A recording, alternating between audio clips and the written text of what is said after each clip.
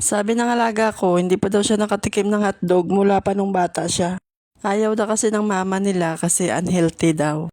Kaya naman gumawa ako ng sarili kong recipe na walang preservative at masustansya. So pinagsama ko lang lahat ng mga ingredients dito sa blender. Chicken breast, beetroot, carrots, at malunggay.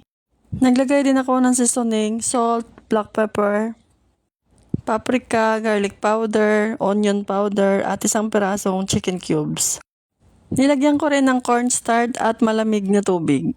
Then blender ko ito hanggang maging pino.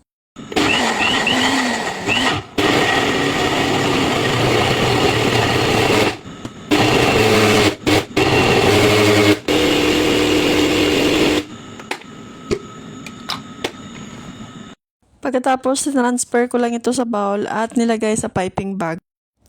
Dahil wala akong hotdog case, so gumamit lang ako dito ng 1 3/4 by 10 na plastic.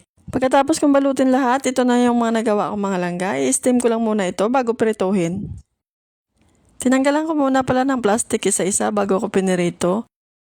Nilagyan ko lang ng mayonnaise itong mga hotdog buns, lettuce, at nilagay ko yung hotdog. Ginadgad na cheddar cheese. Then nag-drizzle lang ako dito ng cream cheese at burger dressing. At ready to serve na itong mga langga. Maraming salamat sa panonood.